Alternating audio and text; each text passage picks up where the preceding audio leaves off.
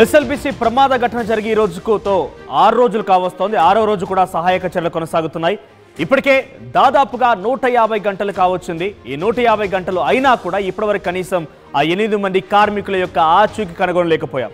కానీ కొన్ని అనేక రకాల ఆపరేషన్స్ అంటే మన ఊహకందనటువంటి ఆపరేషన్స్ అక్కడ కొనసాగుతున్నాయి. రెస్క్యూ ఆపరేషన్స్ చేపడుతున్నారు. 12 బృందాలు 700 మంది సిబ్బంది షిఫ్ట్ల వారీగా వాళ్ళు వెళ్ళిపోయి అక్కడ సహాయక చర్యలు కొనసాగిస్తున్నారు. కానీ ఇప్పటివరకు ఎటువంటి అంచనా కూడా రాలేకపోయారు. ఈ ప్రమాదానికి సంబంధించి ఎప్పటికప్పుడు మంత్రివర్గం ఉన్నటువంటి కొంతమంది కీలకమైన మంత్రులు కానివ్వండి, అక్కడ అధికారులు కూడా సమీక్షిస్తూ ఉన్నారు. ఇప్పటికి కట్టింగ్ ప్రారంభమైంది. హెవీ జనరేటర్ సహాయంతో ఆ కట్టింగ్ ప్రారంభించేశారు. కట్టింగ్ జరుగుతోంది ఒకవైపు, మరోవైపుగా ఊట ఇంకా పెరుగుతోంది. ఎస్, మీరు చూడొచ్చు ఆర్టీవీ స్క్రీన్ పైన ఒక అప్డేట్తో ముందుకు వచ్చాను నేను ఇక్కడ. ఎస్, మీకు కనబడుతుంది కదా ఆ రెడ్ కలర్ సర్కిల్ బాక్స్లో, ఆ రెడ్ కలర్ బాక్స్లో మీకు కనబడుతుంది ఒక మెషిన్ కనబడుతోంది. 2 వ్యక్తులు దాన్ని మోస్తూ వెళ్తున్నారు. ఇంతకీ ఏంటి అంటే జీపీఆర్ మెషిన్. జీపీఆర్ అంటే గ్రౌండ్ పెనట్రేటింగ్ రాడార్. రాడార్ సహాయంతో ఆ గ్రౌండ్ పైన, నేలపైన, ఆ మట్టి పైన పెట్టేసి ఆ లోపల ఏం జరుగుతోంది, ఏమైనా పరికరాలు ఉన్నాయా, ఏం జరుగుతుంది ఎగ్జాక్ట్గా మీకు దీనికి సంబంధించి క్లియర్గా అర్థం కావాలంటే మనం బేసిక్గా ఎక్కడ వాడతామంటే రోడ్డు పైనంతా మట్టి ఉంటుంది. ఎప్పుడో పాతకాలం రోజుల్లో ఒకవేళ గ్యాస్ పైప్ కానివ్వండి, వాటర్ పైప్ కానీ ఇంకేదైనా కనుక వేసి ఉంటే దాన్ని గమనించడానికి మనం నేలపై నుంచే ఈ మెషిన్ని నడుపుతూ వెళ్తూ లోపల ఏం జరుగుతుందో చూడొచ్చు. లోపల ఏం జరుగుతుందో చూడొచ్చు. అటువంటి పరికరమే ఇది. జీపీఆర్ అంటే ground penetrating radar. Radar system ద్వారా geological survey of India, geophysical experiments research జరుగుతుంది అక్కడ. ఇక్కడ చూస్తారు కదా ఈ మెషిన్ ఉంది, వారి చేతిలో క్యారీ చేస్తున్న మెషిన్ ఇక్కడ ఈయన చేతిలో కనబడుతుంది కదా. ఆ చేతిలో రాడార్ సిగ్నల్స్ వస్తూ ఉంటాయి. సో అక్కడ ఏం జరుగుతుందంటే అప్ అండ్ డౌన్ అవుతుంది. ఇక్కడ చూడండి వీరి చేతిలో మెషిన్ ఉంది కదా, ఈ మెషిన్ వన్స్ ఆ భూమి పైన పెట్టంగానే, నేలపైన పెట్టంగానే, అక్కడ కూరుకుపోయిన మట్టి పైన పెట్టంగానే ఎగ్జాక్ట్గా అక్కడ ఏదైనా కింద పరికరం లాంటివి ఉన్నాయా, లేదంటే నార్మల్ మట్టే ఉందా, లేదంటే కిందికి వెళ్ళి వాటర్ వస్తున్నాయా, ఏదైనా మెషిన్కి సంబంధించి విడి భాగాలు అక్కడ పడిపోయి ఉన్నాయా, లేదు అక్కడ మనిషి నిజంగానే ఇరుక్కుపోయి ఉంటే కనుక ఆ ఆనవాళ్ళు కూడా గుర్తించవచ్చు. ఎగ్జాక్ట్గా ఇప్పుడు ఎందుకు ఇది వాడుతున్నారు అని అంటే ఆ మనిషి ఇరుక్కుపోయాడా, అక్కడ ఏం జరిగింది, ఇంకేమైనా ఊట వస్తుందా, నీళ్లు కింద నుంచి బయటికి వస్తున్నాయా, ఏదైనా మిషన్ పరికరాలు కింద పడిపోయి ఉన్నాయా, ఎగ్జాక్ట్గా ఇప్పుడు వీటి కోసమే అక్కడ అన్వేషిస్తూ ఉన్నారు. సో ఈ జీపీఆర్ రాడార్ మిషన్ ద్వారానే ఇప్పుడు అక్కడ ఆపరేషన్ కొనసాగుతోంది. నిన్న geological survey of India experts లోపలికి వెళ్ళిపోయి ఒక నిర్ధారణకు వచ్చేసారు. మనం ఆ టీబీఎం మిషన్ని కట్ చేసినా కూడా ఇక పెద్దగా ప్రమాదం ఉండకపోవచ్చు, అది కూలకపోవచ్చు, పర్వాలేదు కట్ చేయమని చెప్పి జియోలాజికల్ సర్వే ఆఫ్ ఇండియా అధికారులు ఈ యొక్క ఇన్ఫర్మేషన్ని పాస్ చేసిన తర్వాతనే కటింగ్ స్టార్ట్ అయింది. చాలా ఎక్స్ట్రీమ్గా మొత్తం ఆ టీబీఎం మిషన్ కట్ చేస్తున్నటువంటి ఆ దృశ్యాలను కూడా మీరు చూడొచ్చు. ఒకసారి ఆ టీబీఎం కటింగ్ మిషన్ సంబంధించిన దృశ్యాలు చూద్దాం. సో ఇది జీపీఆర్, మీకు అర్థమైంది కదా. ఈ జీపీఆర్ మిషన్ ఎప్పుడైతే నేలపైన పెడతారో అది పెట్టగానే రాడార్ ఫ్లక్చుయేట్స్ అవుతుంటాయి. మీరు చూడొచ్చు, అప్పుడప్పుడు మీరు చూస్తుంటారు సిగ్నల్స్ అప్ అండ్ డౌన్ అవుతుంటాయి. సో ఇది టెక్నికల్ భాషలో అక్కడ ఏముంది, కింద మెషిన్ ఉందా, కింద ఏదైనా మెషిన్ విడిభాగం ఉందా, నిజంగా మనిషే ఉన్నాడా, లేకపోతే ఇంకేదైనా పరికరం ఉందా, నిజంగా కింద ఊట బావిలో నీళ్ళు వస్తున్నాయా, ఇంకేమైనా ప్రతి ఒక్కటి కూడా ఈ టెక్నికల్ టర్మ్స్ ప్రకారంగా చేతిలో ఉన్న మెషిన్స్తో మనం కనుగొనవచ్చు. ఇక టీబీఎం మిషన్ కటింగ్ స్టార్ట్ అయింది. ఇక్కడ చూడండి టీబీఎం మిషన్ మొత్తం కూడా కట్ చేస్తున్నారు. ఇది సామాన్యంగా కొన్ని టన్నుల కొద్ది బరువైనటువంటి ఒక పరికరం. టన్నుల కొద్ది బరువు, చాలా పొడవాటి పరికరం, సుమారుగా 120 మీటర్ల మిషనే ఉంటుంది. అంత ఈజీ టీబీఎం మిషన్ రంగా మనం చూసినట్టుగా కేవలం అది డ్రిల్ చేస్తూ పెట్టడం ముందు భాగం మాత్రమే కాదు, 120 మీటర్లు మొత్తం మిషనే ఉంటుంది. సో ఆ మిషన్ని విడిభాగాలు ఇక్కడ కట్ చేస్తున్నారు. దృశ్యాలు చూడండి, ఆ విడిభాగాలు మొత్తం కట్ చేసి దాన్ని బయటికి తీసుకొచ్చి ఆ మట్టిని తరలించడానికి కూడా చాలా కష్టపడుతున్నారు. కొంత లోకో ట్రైన్ ద్వారా మట్టిని తరలించే ప్రయత్నం చేసినప్పుడు సాధ్యపడడం లేదు. హిటాచి మిషన్ అక్కడ చేరిపోయి ఇక్కడ చూడండి మరోవైపు ఒకసారి ఇక్కడ మళ్ళీ బ్యాక్ ప్లే చేయండి, మళ్ళీ ఒకసారి ప్లే చేయండి. నీళ్ళ ఊటబావి ఎలా ఉందనంటే చాలా పెద్ద మొత్తం. ఇక్కడ చూడండి అటువైపు విజువల్స్ కనబడుతుంది. ఇక్కడ చూడండి ఎంత పెద్ద మొత్తంలో వాటర్ వస్తున్నాయంటే నిమిషానికి 5,000 లీటర్లట. ఇంకా ఆ ఊట పెరుగుతోంది. సో ఒక రకంగా ఈ నీళ్ళు వచ్చేటువంటి ఈ యొక్క సినారియో, నీళ్ళు రావడమే కొంత, ఊట రావడమే కొంత ఆటంకం కలిగిస్తోంది సహాయక చర్యలు కూడా తెలుస్తోంది. ఒకవైపు జీపీఆర్ ఇక్కడ చూడండి ఎంతలా అంటే అక్కడ వెళ్ళిన తర్వాత ఆ 50 మీటర్లు, చివరి 50 మీటర్లు 100 మీటర్లోనే ఇదంతా నీటి ప్రవాహం. ఓకే, ఇదంతా చాలా పెద్ద ఎత్తున సుమారుగా నడుముల్లోతు వరకు నీళ్లు ఉన్నాయి. ఈ నీళ్ళలో నుంచే సహాయక సిబ్బంది చూడండి వాళ్ళ చేతిలో కనబడుతున్నాయి కదా, కట్ చేసిన మెటీరియల్ తీసుకొస్తున్నారు. అయితే ఆ మెటీరియల్ ఎందుకు తీసుకొస్తున్నారు, అక్కడ లోకో ట్రైన్ వెళ్తుంది కదా అంటే ఎగ్జాక్ట్గా కరెక్ట్గా మీకు 14 కిలోమీటర్లు నేను చెప్పలేను, కానీ 14 కిలోమీటర్లు మనం మాట్లాడుతున్నాం. ఇక్కడ జరిగినటువంటి సంఘటన ఎగ్జాక్ట్గా 13.85 కిలోమీటర్ల దగ్గర జరిగింది. సో ఇప్పుడు కేవలం ఈ ట్రైన్ లోకో ట్రైన్ ఏదైతే ఉందో, సో ఇక్కడ చూడండి మిషన్ భాగాలు ఇవన్నీ కూడా వీటిని మోస్తూ వెళ్తున్నారు. లోకో ట్రైన్ ఎక్కడి వరకు వెళ్తుందని అంటే కేవలం 12.6 కిలోమీటర్ల వరకు మాత్రమే లోకో ట్రైన్ వెళ్ళగలుగుతుంది. అక్కడి వరకే లోకో ట్రైన్ సంబంధించిన ట్రాక్ ఉంటుంది కదా, ఆ ట్రాక్ డిస్టర్బ్ కాకుండా ఉంది. ఆ తర్వాత ట్రాక్ డిస్టర్బ్ అయిపోయింది, ఇంకా ట్రైన్ లోపలికి వెళ్ళడానికి పరిస్థితి లేదు. సో అక్కడి వరకు మోస్తూ వచ్చి వీటిని కూడా ఆ లోకో ట్రైన్లు అమరుస్తున్నారు. ఇక్కడ సహాయక సిబ్బంది సుమారుగా షిఫ్ట్ల వారీగా పనిచేస్తున్నారు. 12 బృందాలు, 700 మంది సిబ్బంది. దీంతో పాటుగా ఆల్రెడీ ఈ టన్నెల్లో గతంలో పనిచేసిన కార్మికులు ఉన్నారు కదా, వాళ్ళు కూడా సహాయక చర్యలు చేపడుతున్నారు. ఇక్కడ అంటే ఈ మెషిన్ని, ఈ విడి భాగాలని ఆ మట్టిని మొత్తం తరలించడం కోసం వాళ్ళు వినియోగిస్తున్నారు. సో ఇక్కడ ఇంత నడుముల్లోతు నీళ్ళ వరకు ఇంకా నీళ్లు వస్తూనే ఉన్నాయి. వీరంతా లోపలికి వెళ్ళిపోయి ఆ మిషన్ని ఒక్కొక్కటిగా ఈ విడి భాగాలను తీసుకొచ్చి లోకో ట్రైన్లు అమర్చి వాటిని బయటికి తరలిస్తున్నారు. ఒకవైపు జరుగుతూ ఉండగానే ఇంకో వైపుగా చివరిన ఆ 15 మీటర్లో ఏదైతే మట్టి పెద్ద ఎత్తున కూరుకుపోయి ఉందో, బహుశా ఆ మట్టి కిందే ఆల్రెడీ ఒక టీం లోపలికి వెళ్ళింది. Border road organisation BRO team లోపలికి వెళ్ళింది. 2 వ్యక్తులు లోపలికి వెళ్ళిపోయి ఇక్కడ చూడండి, ఇక్కడ చివరి ఇది లాస్ట్, ఇక ఇంతకు మించి లేదు. ఇక ఇక్కడతో పూర్తిగా ఇవన్నీ కింద మట్టి, అటు రాళ్ళు, ఈ స్లాబ్ ఉంది కదా, ఇది కనబడుతుంది కాంక్రీట్ స్లాబ్. ఈ స్లాబ్ మొత్తం కూడా కేవలం కొన్ని ఫీట్లు మాత్రమే, అంటే ఎగ్జాక్ట్గా టన్నెల్ స్టార్టింగ్ వచ్చేసి 9.2 మీటర్స్ అయితే ఇక్కడికి వచ్చారు కొన్ని ఫీట్లు మాత్రం మిగిలి ఉంది. చూడండి, ఆ మనిషి కూర్చొని చూస్తున్నాడు. సో తన చేతిలో GPR మిషన్ ఉంది, ఇక్కడ సిగ్నల్స్ గమనిస్తున్నాడు ఆయన. ఇక్కడ ఈ మనిషి కూర్చునేంత గ్యాప్లోనే పాకుతూ వెళ్తూ అక్కడ మిషన్ అమరుస్తూ, అక్కడ కింద మనం చూస్తే కనుక థర్మోకోల్ షీట్స్ కూడా ఉన్నాయి. ఎందుకంటే అక్కడ పూర్తిగా బురద నీళ్ళు అయిపోయాయి. ఆ బురదలో ఎక్కడ ఇరుక్కుపోతామని కూడా భయపడుతున్నారు సహాయక సిబ్బంది. కాబట్టి ఇక్కడ మిషన్ని ఒక్కో ప్లేస్లో అమరుస్తూ, అక్కడ ఏముంది, కింద ఊట ఉందా, మనుషులు ఉన్నారా, పైప్స్ ఏమైనా ఉన్నాయా, ఏదైనా ఇతర వైరస్ ఉన్నాయి, అవన్నీ గమనిస్తూ ఉన్నారు. చాలా ఇబ్బందికర అంటే సిబ్బంది అంతా కూడా చాలా ఇబ్బంది ఎదుర్కొన్నారు. ఎందుకు నేను ఇది పదే చెప్తున్నానంటే, ఒకవైపు నీళ్ళు వస్తున్నాయి, వారు ఎక్కడున్నారో గమనించలేకపోతున్నారు. ఈ మెషిన్ మొత్తాన్ని కట్ చేసి కొన్ని టన్నుల కొద్ది బరువైనటువంటి ఆ మెటల్ని, ఆ ఐరన్ రాడ్స్ని భుజాలపై మోస్తూ లోకో ట్రైన్లో పెట్టాల్సి ఉంది. లోకో ట్రైన్ వెళ్ళిపోయి మళ్ళీ బయట డంప్ చేసి మళ్ళీ వస్తుంది. ఇలా చాలా డిఫికల్టీస్ ఎదుర్కొంటున్న సహాయక సిబ్బంది ఇంకా చర్యలు కొనసాగిస్తున్నారు. సో వాళ్ళు చెప్పిన ప్రకారంగా 48 గంటల్లో ఇప్పటికే సుమారుగా 24 గంటలు కాదు 30 గంటల దాదాపు పూర్తయింది. ఇంకా కేవలం ఒక 10-15 గంటలు మాత్రం మిగిలి ఉంది. మరి ఆ 10-15 గంటల్లో ఏం చేస్తారో చూడాల్సిన అవసరం అయితే ఉంది. SLBCకి సంబంధించి ఎప్పటికప్పుడు తాజా సమాచారం RTV ఎక్స్క్లూజివ్గా, ఈ దృశ్యాలు మీరు గమనించండి. ఏ తెలుగు మీడియా కూడా ఇంత బ్రీఫ్గా మీకు చెప్పడం లేదు.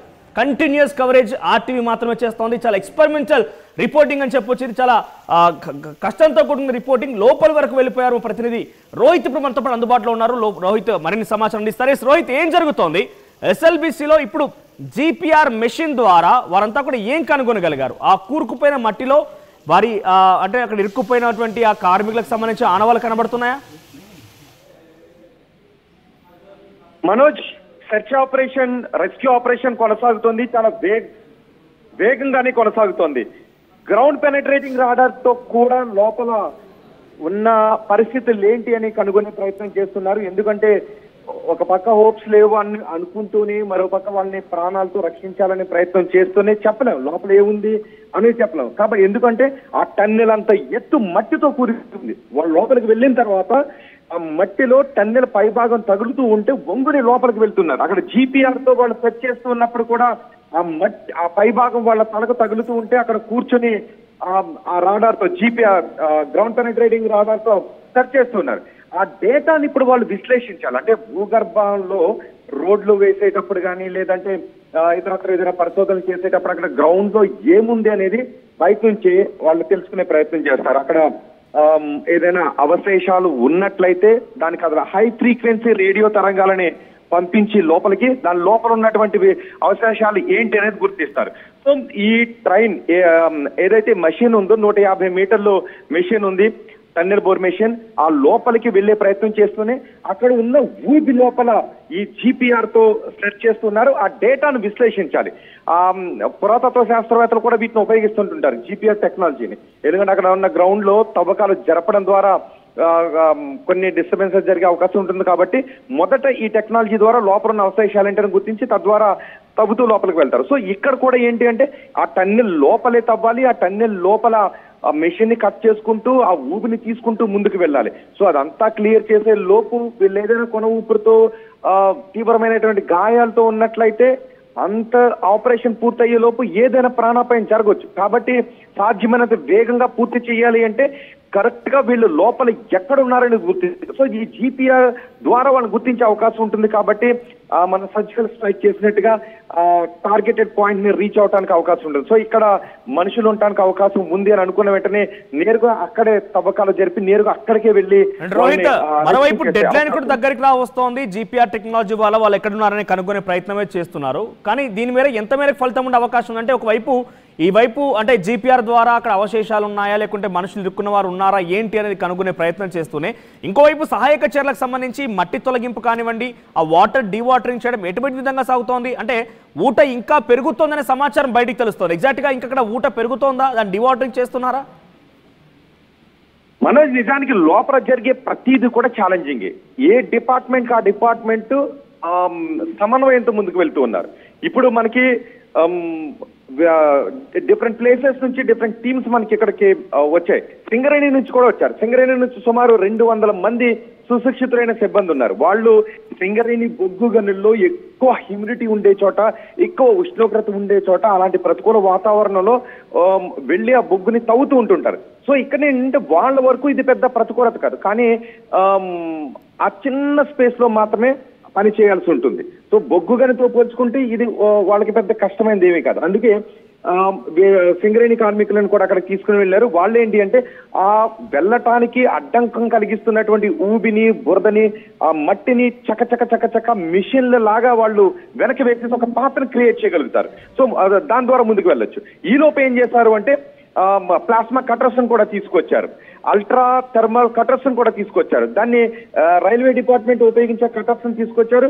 వాటి ద్వారా కట్ చేస్తూ ఉన్నారు. ఈ లోపు ఎక్కడైనా వాళ్ళ ఆనవాళ్ళు ఏమన్నా ఉన్నాయని జీపీఆర్ ద్వారా ఒక టీం సెట్ చేస్తుంది. ఇలా అన్ని టీంలు కూడా సమన్వయంతో వెళ్తున్నాయి. ఇప్పుడు మీరన్నట్టు వాటర్ పరిస్థితిని మనం చూస్తే, మొదటి రోజు ఆ సింగరేణి కార్మికులు చెప్తుంది మాకు మోకాళ్ళు పై వరకు నీళ్లు వచ్చాయి. కానీ ఇప్పుడున్నది ఏంటంటే మోకాళ్ళ లోతు నీళ్లు, కేవలం పాదాల వరకు మాత్రమే నీళ్లు ఉన్న పరిస్థితి ఉంది. కానీ నీటి ఊట ఇంకా వస్తుంది. కానీ అక్కడ టన్నెలంత ఎత్తులో ఆ మట్టి పెరిగిపోయింది. ఆ మట్టిను ఆ చిన్న స్పేస్ లో, అది ఓపెన్ స్పేస్ అనుకో, మనం ఈజీగా తీసుకుని వెళ్ళడానికి అవకాశం ఉంటుంది. కాబట్టి ఆ టన్నెల్లో ఒక పక్క మట్టిని తీసుకోవడం, ఓ పక్క కట్ చేయడం, మరో పక్క వాళ్ళ కోసం సెర్చ్ ఆపరేషన్ చేయడం, మరోవైపు ఎంతో కొంత బయటతో పోల్చుకుంటే ఎంతో కొంత ఆక్సిజన్ కొరత ఉంటుంది. గంటల పాటు అలాంటి ప్రదేశంలో నిరంతరం శ్రమిస్తూ ఉంటే వాళ్ళ కొంత మనుషులు కాబట్టి కొంత అలసటకు గురయ్యేటువంటి అవకాశం కూడా ఉంటుంది. అందుకే షిఫ్ట్ల వారీగా పనిచేస్తున్నారు. పైగా 14 కిలోమీటర్లు షిఫ్ట్ వీళ్ళందరినీ ఎంప్లాయీస్ అందరినీ కూడా షిఫ్ట్ చేసే టైం కూడా ఎక్కువ పడుతూ ఉంది. కాబట్టి కొంత ప్రతికూలత ఉంది. రోహిత్, ప్రకటనటువంటి ఆ మిషన్ విడిపోయిన భాగాలన్నీ కట్ చేసి అంతా లోకో ట్రైన్ ద్వారా బయటికి తరలించారు. కానీ లోకో ట్రైన్ ఎగ్జాక్ట్ గా అక్కడ కట్ చేసేటువంటి స్పాట్ వరకు వెళ్ళడం లేదు. అంటే కార్మికులు కానివ్వండి, సహాయ సిబ్బంది మొత్తం కూడా వారి భుజాలపైనే ఆ టన్నుల కొద్ది బరిపెటువంటి మెషిన్స్ తరలిస్తున్నారా? మనోజ్, నిజానికి ఇప్పుడు మనకి కార్మికులు అవసరమైనటువంటి విషయం ఏంటి అంటే, ఎక్కువ మంది వాటన్నిటిని కూడా ఈ ట్రైన్ ద్వారానే బయటకు తీసుకుని రావాలి. అన్నిటిని అంటే అది కష్టసాధ్యం. వీలైనంత వరకు వాటిని వెనక్కి ఎక్కడ అంటే రెస్క్యూ ఆపరేషన్స్ చేయడానికి ముందుకు వెళ్ళటానికి ఆటంకం లేని ప్రదేశంలో వాళ్ళు పెట్టేస్తే చాలు. ఇప్పుడున్నటువంటి వీళ్ళ ముందున్న టార్గెట్ ఒక్కటే, ఆ 8 మంది జాడ ఎక్కడుంది, ఆ 8 మంది జాడ ఎక్కడుందో కనుగొంటే ఆపరేషన్ కంప్లీట్ అయిపోయినట్టే. ఆ తర్వాత మెషిన్ బయటకు తీసుకుని రావడమై పనులు కొనసాగించడం అనేది ఆ కాంట్రాక్టర్కి చెందినటువంటి విషయం, గవర్నమెంట్కి చెందినటువంటి విషయం. కానీ ఇది ఈ టీమ్స్ అన్ని కూడా ఆ 8 మంది జాడ ఎక్కడుంది, ఆ 8 మంది దగ్గరికి వెళ్ళటానికి ఎలా దారిని క్రియేట్ చేయడమే వీళ్ళ ముందున్న టాస్క్. బయటికి పంపించడమా, దాన్ని విడిభాగాలు చేసి బయటికి తీసుకుని రావడం అనేది వీళ్ళ ముందున్న టాస్కే కాదు. సో 14 కిలోమీటర్ల పొడవు ఉంది. కాబట్టి దాన్ని ఎక్కడైనా ఆ దారిలో ఎక్కడైనా పక్కన పెట్టుకుంటూ ముందుకు వెళ్ళిపోవడమే. ఆ 200 మీటర్లు ఏదైతే ఉందో అక్కడికి వెళ్ళటానికి దారిని క్లియర్ చేయాలి అంతే. బయటికి పంపించడం అనేది వీళ్ళ టాస్కే కాదు. కానీ ఏంటి అంటే కుదిరితే, అక్కడ ఆటంకం ఉంది అని అంటే కుదిరితే కొన్ని బయటికి పంపించేస్తున్నారు. సో ఈ కట్ చేసినవి కొన్ని బయటికి పంపిస్తున్నారు, మిగతావి అక్కడ ఉన్నటువంటి స్పేస్ లో ఎక్కడో ఒక చోట పక్కన పెట్టేస్తున్నారు. వీళ్ళు ఫస్ట్ చేయాల్సింది ఏంటి అంటే, సహాయక చర్యల కోసం వారికి అందుబాటులోకి రావాలి అంటే, వారు కొంత ఫ్రీ అవ్వాలి అని అంటే మిషన్ ఎంత మేర కట్ చేయాల్సి ఉంది, ఆ మిషన్ కట్టింగ్ ఇంకెంత సమయం పట్టొచ్చు? కరెక్ట్ మనోజ్, ఇప్పటి వరకు వాళ్ళు కేవలం మిషన్ కట్ చేసుకుంటూ 15 మీటర్లు మాత్రమే వెళ్ళగలిగారు. ఆ మెషిన్ పొడవు 150 మీటర్లు. 150 మీటర్ల పొడవున్న మెషిన్ లో ఆ 150 మీటర్లో వాళ్ళు ఎక్కడైనా ఉండొచ్చు. ఇంకో 2 మీటర్ల దూరం వెళ్ళిన తర్వాత అక్కడైనా ఉండొచ్చు, 1 మీటర్ దూరం వెళ్ళిన తర్వాత అక్కడైనా ఉండొచ్చు, లేదా ఇంకో 10 మీటర్ల దూరం తర్వాత అయినా ఉండొచ్చు. సో ఇప్పుడు వాళ్ళ ఎక్కడ ఉన్నారు అనేది వాళ్ళకి అంతు చిక్కడం లేదు. అందుకే ఇప్పుడు 10 మీటర్లు కట్ చేసుకుంటూ వెళ్ళారు. మరో గంటలోనే ఇంకో 4 మీటర్లు కనుక కట్ చేస్తే 4 మీటర్లలో ఎక్కడైనా దొరకవచ్చు, లేదా ఇంకో 10 మీటర్లలో దొరకవచ్చు. సో వీళ్ళు ఎక్కడున్నారు అనేది అంతు చిక్కడం లేదు. అంటే మరి ఆచూకీ కనుగొనడం కోసం ఆ 150 మీటర్ల మిషన్ పొడుగుతో దాన్ని కట్ చేస్తూ వెళ్లాల్సిందంటారా? అంటే వారి ఆచూకీ దొరికేంత వరకు మిషన్ కట్ చేయాల్సిందే ఇక? ఖచ్చితంగా ఒకవేళ అంటే 150 మీటర్ల చివరిలోనే ఉండరు. ఆ మెషిన్ డ్రిల్ చేసేది ఆ కొండ ప్రాంతాన్ని తొలిచేది కొన్ని మీటర్లు ఉంటుంది కాబట్టి దాని వెనకే ఉంటారు. పైగా వీళ్ళు ఆ మెషిన్ కి కింది భాగంలో ఉన్నారని చెప్తున్నారు. ఒక్కసారిగా ఆ మట్టి కొట్టుకుని వచ్చినప్పుడు ఆ మెషిన్ కూడా కొన్ని మీటర్ల మేర వెనక్కి వచ్చింది. ఆ ఎన్ని మీటర్లు వెనక్కి వచ్చింది అన్నది కూడా ఇంకా వీళ్ళు క్లియర్ ఒక 40 మీటర్ల వరకు మెషిన్ వెనక్కి వచ్చిందని చెప్తున్నారు. అందులో మిషన్ కుచించుకుపోయినట్లయితే, ఆ మిషన్ కంప్రెస్ అయిపోయినట్లయితే అది ఎంత కంప్రెస్ అయింది అన్నది కూడా వీళ్ళకి తెలియాల్సిన అవసరం ఉంది. కానీ టోటల్ గా ఏంటి అంటే ఇక్కడ నుంచి ఒక 200 మీటర్లు మాత్రం వెరీ క్రూషియల్. ఆ 200 మీటర్ల దూరంలోనే వాళ్ళు ఉన్నారు. అయితే అది 40 మీటర్ల దూరంలో ఉన్నారా, 30 మీటర్ల దూరంలో ఉన్నారా, 20 మీటర్ల దూరంలో ఉన్నారా, ఆ మట్టి కింద ఉన్నారా అనేది వీళ్ళకి తెలియడం లేదు. సో ఈ జీపీఆర్ ద్వారా ఆ మట్టి కింద ఎక్కడైనా ఉన్నారు పలానా ప్లేస్ లో అని వాళ్ళు ఐడెంటిఫై చేయగలిగితే నేరుగా అక్కడికి వెళ్తారు. లేదు అంటే ఈ మెషిన్ ని కట్ చేసుకుంటూ ముందుకు వెళ్లాల్సిందే. ఈ 8 మంది దొరికేంత వరకు ఖచ్చితంగా ఆ మెషిన్ కట్ చేసుకుంటూ ముందుకు వెళ్లాల్సిందే. ఎందుకంటే వీళ్ళు ఇప్పుడు రీచ్ అయిన తర్వాత ఉన్నది మెషినే. ఆ ముందు చూసాను చిన్న చిన్న పైపులన్నీ ఉన్నాయి. వీళ్ళు చెప్తున్నారు సింగరేణి కార్మికులు నడిచి వెళ్ళేటప్పుడు ఎలా వెళ్ళాలని వాళ్ళకి ట్రైనింగ్ ఇస్తున్నారు. మనకి సింగరేణితో పోల్చుకుంటే అక్కడ ఉండే అంశాలు ఏంటి, ఇక్కడ ఉండే అంశాలు ఏంటి అని సింగరేణి కార్మికులకి ఇంతకు ముందు చెప్పారు నేను ఉండగానే.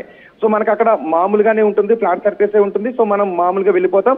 కానీ అక్కడతో పోల్చుకుంటే ఇక్కడ హ్యూమిడిటీ ఏమీ లేదు. కానీ పైపులు ఉన్నాయి. మీరు ఆ పైపుల మీద నుంచి జాగ్రత్తగా నడుచుకుని వెళ్ళకపోతే ఆ పైపుల్లో కాళ్ళు ఇరుక్కునేటటువంటి అవకాశం ఉంటుంది. కాబట్టి ఆ లోపల మనం వాటిని సమన్వయం చేసుకుంటూ జాగ్రత్తగా వెళ్ళాలి అని ఆ లోపల ఉన్న పరిస్థితుల గురించి సింగరేణి కార్మికులకు వాళ్ళు హెచ్ఓడీలు ట్రైనింగ్ ఇచ్చారు.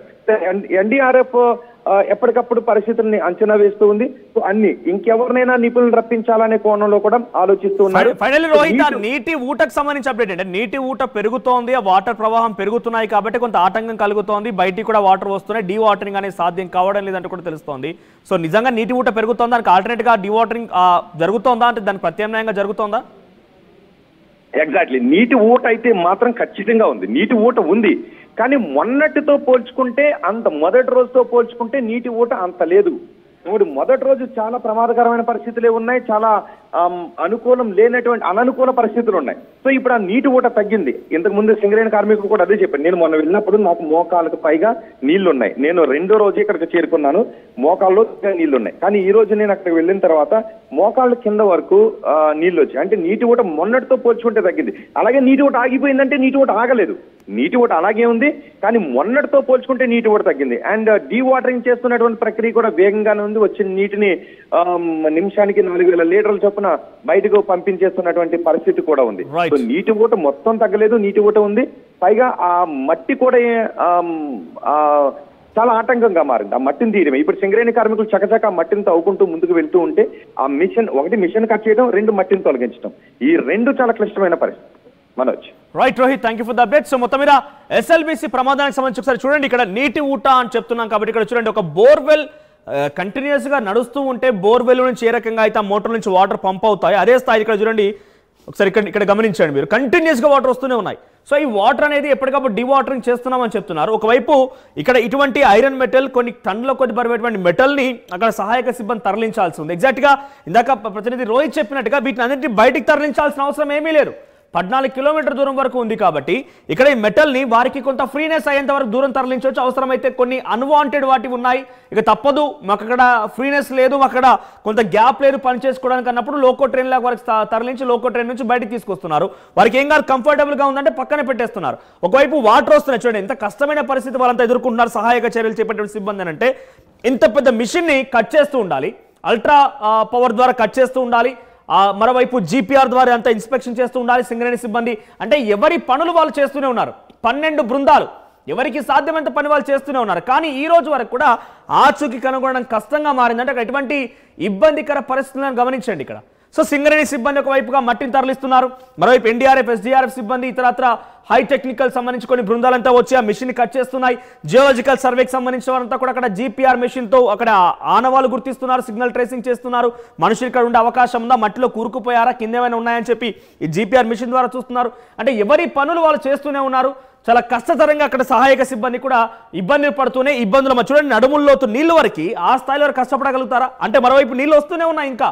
సో అటువంటి ఇబ్బంది ఎదుర్కొంటూ సహాయక చర్యలు కొనసాగుతున్నాయి అక్కడ. మరి ఇప్పటివరకు అయితే 6 రోజులు, ఈరోజు 6వ రోజు ఇంకా కూడా అక్కడ సహాయక సిబ్బంది పనులు కొనసాగిస్తూనే ఉన్నారు. ఒక డెడ్ లైన్ విధించుకున్న 48 గంటలు అని చెప్పి 48 గంటల డెడ్ లైన్ కూడా మరొక 10-12 గంటలు మాత్రం మిగిలి ఉంది. మరి ఈ 10-12 గంటల్లో ఏం చేస్తారు సహాయక సిబ్బంది, మరి ఆచూకీ ఈ జీపీఆర్ మిషన్ ద్వారా కనుగొంటారా లేదా అని చూడాల్సిన అవసరం అయితే ఉంది. సో మరిన్ని అప్డేట్స్ కోసం ఆర్టీవీని చూస్తుండే ఎస్ఎల్బీసీలో ఎప్పటికప్పుడు తాజా అప్డేట్ కేవలం తెలుగు మీడియాలో ఆర్టీవీ మాత్రం మీకు లోపల వరకు వెళ్ళిపోయి ఇదొక ఛాలెంజింగ్ గా తీసుకొని లోపల వరకు వెళ్ళిపోయి ఆర్టీవీ అన్ని దృశ్యాలు మీకు చూపించే ప్రయత్నం చేస్తుంది. చిట్ట చివరన సహాయక సిబ్బందితో లోపలికి వెళ్ళిపోయి ఈ దృశ్యాలన్నీ కూడా ఆర్టీవీ కెమెరా బంధించినటువంటి దృశ్యాలు అన్నీ కూడా. సో మరొక అప్డేట్తో ముందుంటాను ఆర్టీవీతో. ఎస్ఎల్బీసీ టన్నెల్ ప్రమాదానికి సంబంధించి దాదాపుగా మంత్రులు కానివ్వండి చాలా మంది కూడా ఇకపై వారు ఉండకపోవచ్చు అనే ఒక బాధను వ్యక్తం చేస్తున్నారు. మరి ఏం జరుగుతుందో చూద్దాం. ఇప్పటికీ కొంత విశ్వాసం అయితే ఉంది, ఎందుకంటే గతంలో ఆర్టీవీ స్వయంగా కేరళకు వెళ్ళింది, వాయనాడుకి వెళ్ళిపోయి వాయనాడులో ఇటువంటి సంఘటనలే ఆర్టీవీ చూపించింది మీకు. చివరి రోజు అంటే 4-5 రోజులు గడుస్తున్నా కూడా ఆ బురదలో ఇరుక్కుపోయిన కొన్ని మంది నిజంగానే జీవోత్సవంగా పడిన కొంతమంది, మరికొంతమంది వారు ప్రాణాలతో ఉండి బయటకు వచ్చారు.